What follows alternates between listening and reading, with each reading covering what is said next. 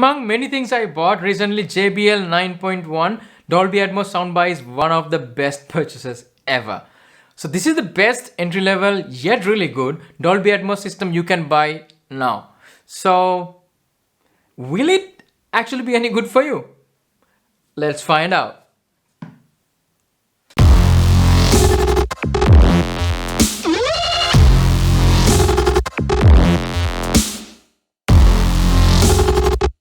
What's up everyone, it's Pranit here, and if you're new to the channel, obviously welcome.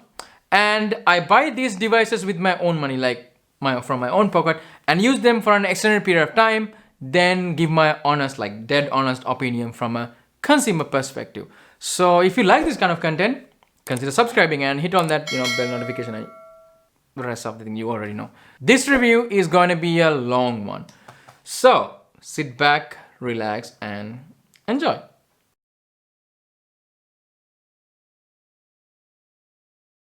The plan started when I decided to, and also started saving money to buy a PlayStation 5.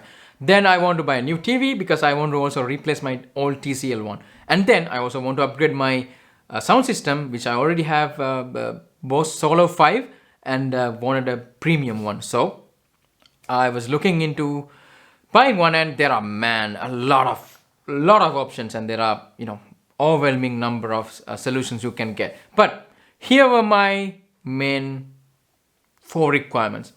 It should have Dolby Atmos because I wanted to experience what it feels, and also should be probably wireless and at least less cables because I don't have a huge apartment to plug all the wires in. And also it shouldn't be the best sound bar ever. Decent sound will be fine, and the last, it should not break my bank. If you don't know what Dolby Atmos is, let me give you a quick introduction. It's the next generation surround sound technology, is the next level. Normal surround sounds only have speakers on your ear level, meaning it will generate sounds in the horizontal plane. But in Dolby Atmos, there are speakers mounted on the ceiling, firing downwards, creating 3D sound experience around you. Even though this is only possible in cinemas, it's a bit tricky to do it in home theater system or in houses. But some people obviously do that, but many normal people really can't do that. So these sound bars have up-firing speakers which will bounce the sound off from the ceiling and try to create the same 3D effect. Maybe they are not quite accurate as the cinema systems, but they do quite well. In order to support Dolby Atmos, I had to buy a TV which has HDMI 2.1 support. And also I bought a Sony Bravia XH90, the 4K HDR TV 55-inch. And obviously I will do a separate video about that, but the fact that I want to highlight is the HDMI 2.1. You need HDMI 2.1 to have Dolby Atmos. So I was looking into an affordable solution. There is Samsung Q90R, Q950T, and there are also LG ones. Everything was expensive. Damn, I don't know. Are they made like out of gold or something? I have no idea. They were super expensive. But something I also realized was I don't really need a huge system because my apartment is kind of small. I only have a 30 square meter studio apartment. I don't know if you can tell, but I live in a small apartment, and then 8 or maybe 10 square meters for my living area. So I didn't want the highest end or the most loud one in terms of the speakers. Maybe it also applies for most of you as well because we don't really have huge houses, right? Then I saw this JBL Bar 9.1. The most attractive feature of this particular system was it claims a truly wireless sound system, meaning you can magnetically attach the speakers, raise speakers into the soundbar and also detach them when you want to experience the surround sounds. They're also battery powered, so don't need any cables to play sounds. So they are charged when you simply dock into the soundbar. But remember this, it only charges when the soundbar is in the standby mode, not when it's powered up. Many people struggle a lot saying, oh, my soundbar doesn't charge. What the hell is wrong with that? Because it needs to be in the standby mode to charge the rear speakers. However, when it's fully charged, they claim that they can run for 10 hours of straight playback time, and also then you have to charge them again. However, this time duration might change depending on the volume levels that you have set for the rear speakers. But also you can charge them using the micro USB port on the speakers itself if you really don't like attaching and detaching them, because I did that. Considering this thing, I thought, this is like a gimmick. So I watched several videos from Audio Advice, Jonah Matthes and Never Ending Tech, and trust me, they do a really good job reviewing these things. If you haven't already checked them out, please give them, just check them out. I will put the links in the description below my subscribe button. So this is marked as 9.1 sound system, but in reality it's a bit misleading because it's truly a 5.1.4 system. So the 5 meaning it has a front left, front right, center, and also rear right, rear left. And yeah, also the 1 meaning it has a subwoofer, and the 4 means it has 4 up-firing speakers. So it's actually 5.1.4. They added 5 and 4 and created 9.1. Yeah, I mean, marketing tricks. Well, enough introductions. Let's see what we get inside the box. First of all, this is huge. It came on top of a wooden crate and it was so hard for me to carry it by myself. The box has a bunch of accessories as well, including the wall mounting gear, the remote controller, the side caps of the soundbar. But some markets don't really get it. I live in Germany. For the German market, you get the caps for the soundbar and the rear speakers. And then you have also the detachable rear speakers and the soundbar itself. The sound system also comes with a subwoofer with 10-inch driver. The dimensions of the subwoofer is 12, and 17 height. And this entire sound system blends with any furniture setup with the metallic kind of color it has. Setting up the sound system is very easy if you do it right. Plug the soundbar into the power and then it should show load and ready. And you have to plug the subwoofer into the power and press the button on the back. Then turn on the soundbar by pressing the power button, and then you can attach the rear speakers directly to the soundbar. Or you can just press the power button on the rear speakers itself, but I recommend to attach them because then it automatically kind of detects everything, because these things are paired in the factory, so you cannot really interchange them. If everything went fine, all the LEDs in the subwoofer, soundbar and the rear speakers should have solid white. If not, bad luck. This soundbar doesn't lack in I/O department anyway. It has an HDMI eARC port supporting high bitrate sound formats such as Dolby Atmos and DTS:X. If you don't know what ARC is, it means audio return channel for HDMI connections, where the TV will receive the video input and will return the audio from the same HDMI port. So it also saves ports in your TV.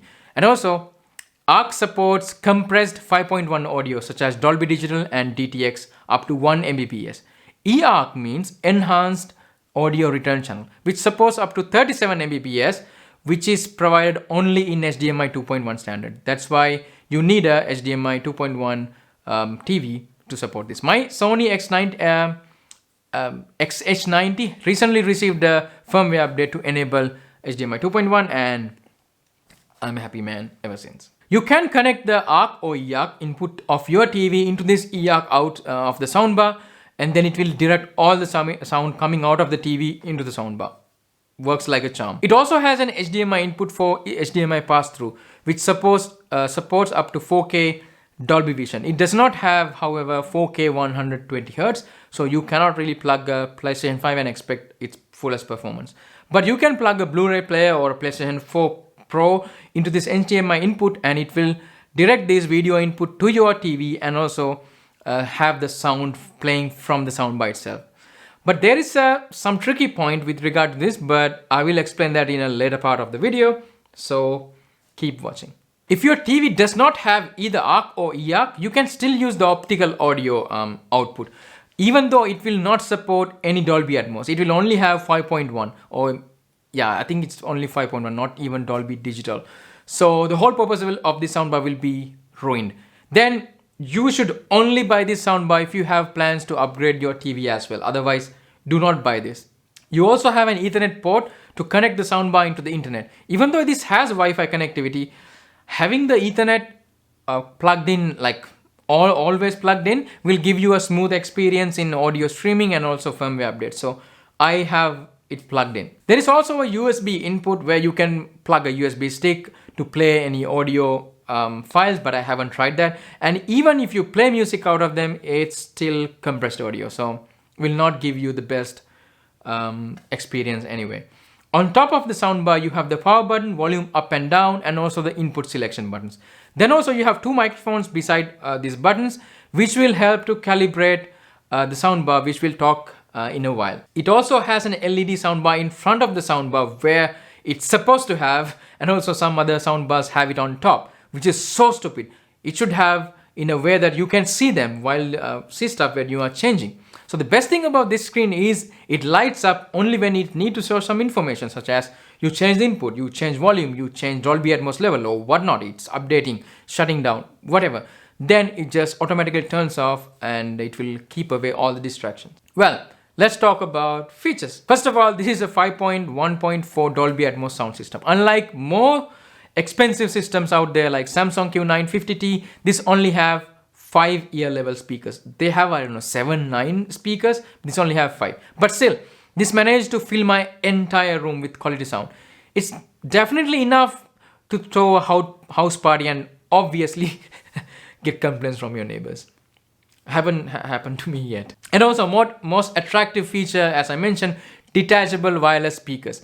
When attached, it supplements the soundbar normal channels, and also it acts as surround sound speakers when you detach them, put them behind you. It can play up to 10 hours of sound when fully charged, and you can attach them back to the soundbar when you need to charge them. But as I mentioned earlier, the soundbar should be in standby mode for it to be charged. You can also play music from your TV using eARC, also from HDMI inputs, and also Bluetooth. And apart from that, you can also play music from Chromecast and AirPlay. Hey, play Slipknot on soundbar. Got it. Slipknot from YouTube Music. Playing on soundbar.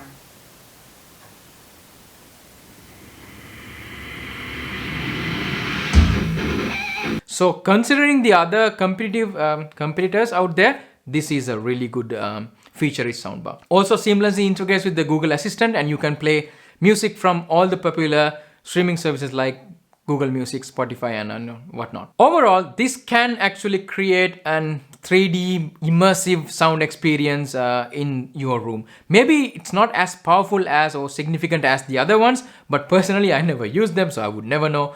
The only thing that I can compare it with the cinemas, but for the to compare it, I think it's doing a really good job.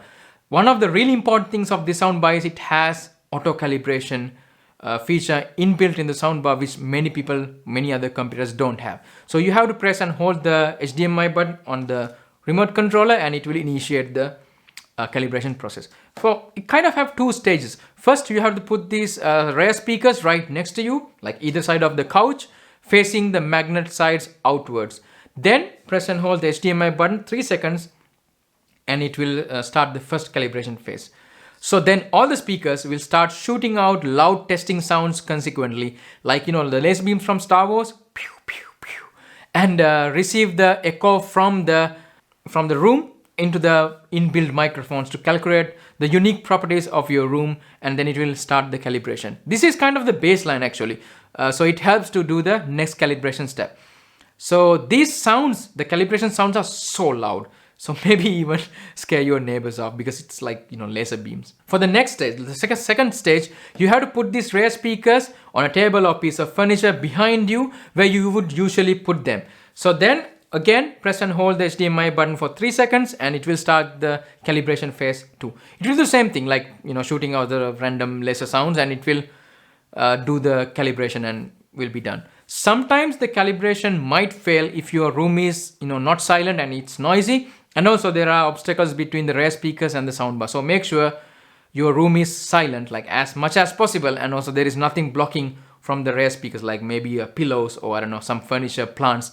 Remove them if you have them. If you want to change the position of the rear speakers, you most probably will have to calibrate them again. So it's kind of annoying. But I have purchased some really cool but also very rigid speaker stands for the rear speakers because I didn't have any other furniture to put them on anyway, and I thought, why not? Then I will put some this on stands. Later, then I also got USB cables to keep them charged, so I don't have to put them, attach them and detach them. So makes my life easier. Then you might ask, what the hell? So what the whole point of being it wireless? Well, it is still wireless, right? So at some point, if I need to sell them, it will still be wireless. So it will be a good selling point. And also it has a kind of a very small footprint in my room, unlike other computers like Samsung or LG. So this is kind of a very small speaker setup. So I think it's kind of fine. And I will leave the link in the description below the like button where you can buy these stands. We cannot really forget the nifty remote controller system. It's super simple, stupidly simple, and people also start complaining about this. It has a dedicated button for power on and volume mute button, and also there are 3 buttons to select the inputs like TV, Bluetooth and HDMI. There are 2 buttons to increase and decrease the volume. Also special 3 buttons: Atmos, Rare and Bass. Atmos and Rare has low, mid and high ranges. You can change the Atmos level and also the Rare speaker volumes. And the Bass, there is from 1 to 5 levels, even though in my experience 3 and 4 will be the ideal level, and 5 will make your neighbors, or especially the people living downstairs, call the police. So be aware. Talking about the subwoofer, man, that's a monster of its own. It has really punchy bass, rumbling, but very clean. Overall, I found the entire system to perform really well between volume 9 and volume 12. Also, the rear speakers have low volume, so you need up to that level. But this can go up to the volume level 31, and I have no idea how will it perform in the, it will be super loud.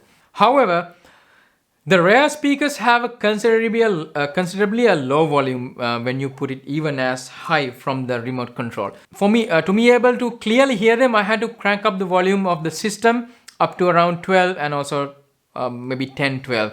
But the problem is it also increases the volume of the entire system. Also the soundbar, also the woofer, which obviously you cannot change these settings using any equalizer or anyway. So that's a bummer. The only thing you can do is sit a bit far from the soundbar and keep the rear speakers right behind you to balance the front and the rear volumes. Yeah, that's how it is. Then finally, the Atmos level. Well, as I said earlier, I don't have any other soundbars to compare, so I would know which is better or whatnot. But I can compare this with the cinema experience as a reference, not at one-to-one reference, but kind of a reference point. So the Dolby Atmos effect is acceptable. I don't have a Dolby Atmos demo disc, or it doesn't come with any of with the system as well, so I couldn't really test this properly. But in Netflix, you also in Amazon Prime, also Disney Plus, there are hundreds of movies and TV shows with Dolby Atmos, and you can clearly hear the sounds above your head. I mean, maybe not straight above your head, probably a bit front, because you have the rear speakers right behind you. So, you know, with the angle and everything, so it's a bit up front, but it's acceptable. When it's kind of, you know, raining, there is a storm, that you can really feel that you are in the scene. Maybe not as strong sensation as the real cinemas, but it's acceptable. However, there were cases that I have to pause the movie because I thought somebody is actually knocking on my door, which in case actually it was from the movie. So there were some cases. So it's kind of acceptably really good.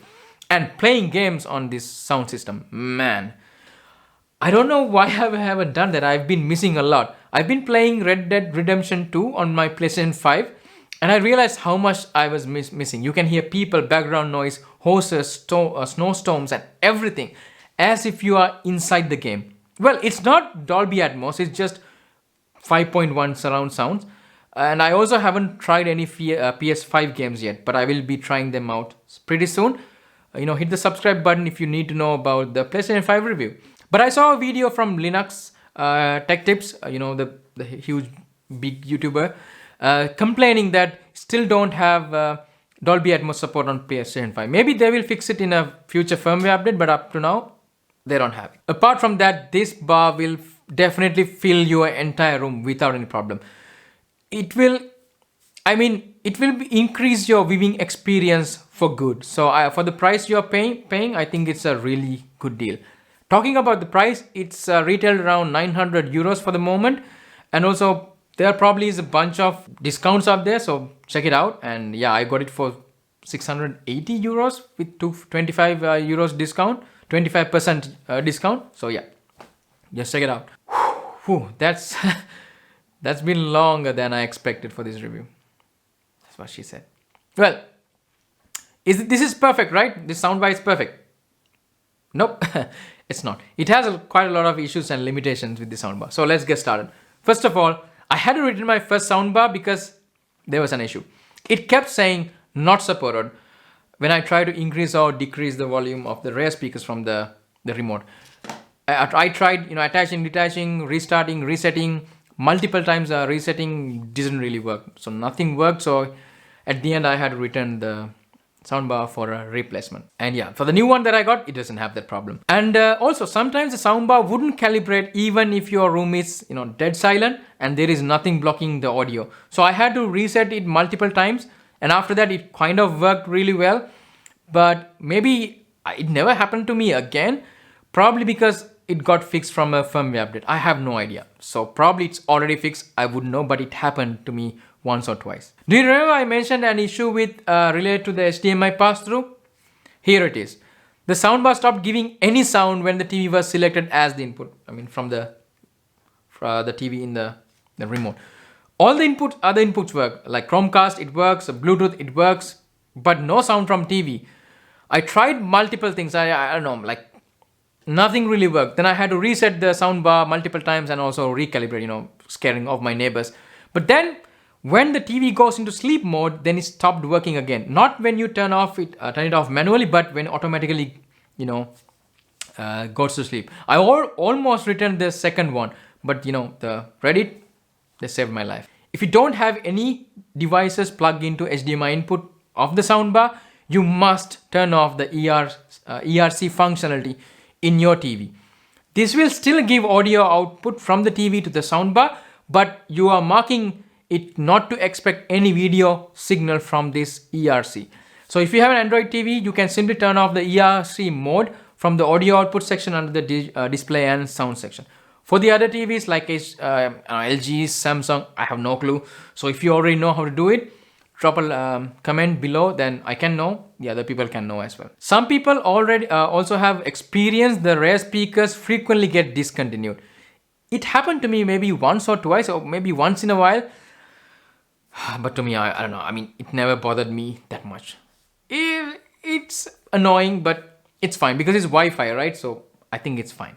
It seems there are quite a lot of defected units. If you search Google like JBL 9.1 issues, you get quite a lot. And also there are buggy firmware as well. But try to fix them. Try to reset. If your problem doesn't really get fixed, immediately call JBL support and ask for a refund or a replacement. So here are the issues, right? But let me explain the limitations. This soundbar does not have no equalizer at all. There is no app to control the system, nor you can control this using Google Home. You can play music, but no equalizer settings. So there is an auto mode for the equalizer. You can turn this off, the smart mode, which enabled by default, obviously, which will adjust the equalizer settings for you depending on the type of the content you are watching on the TV. But if you turn it off, it will automatically be turned on the next time you turn on the soundbar. So doesn't really matter. And also turning this off doesn't really make any sense or any improvement to the equalizer settings anyway. So don't do that. Another issue is the rear speakers have quite a low volumes. And I have to keep these rear speakers right behind my couch, 6 inches behind my ears. So, and also I had to then crank up the volume up to 10, maybe 12 to properly hear them. But the problem is, even in the higher settings, you still have to put the volume up to 10 or 12 to properly hear them, the volumes. Yeah, I also misunderstood that because you have to increase the volume to properly increase the volume of the rear speakers. The problem occurs when there are multiple people watching the TV, because then you have to put the rear speakers a bit far to get the best experience, and also because the volume is low, then you wouldn't hear them. Then you have to increase the volume, which will increase the entire volume entire volume of the system. So it's also not really good. One last issue which I haven't experienced yet, but eventually it will occur, which is related to the battery. Because this has rechargeable batteries, at some point these will not be able to hold the charge for long.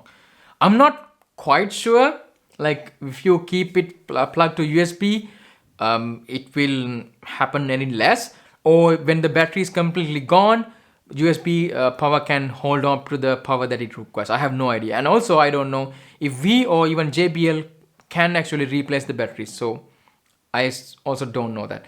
So consider this before if you are planning on buying this soundbar.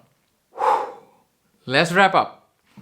Overall, I think JBL Bar 9.1 is one of the best Dolby Atmos soundbars you can buy for the price. I mean, 900 euros, I got it for 680, 70, I think. So I cannot complain. It really delivers rich sounds and a good level of Dolby Atmos.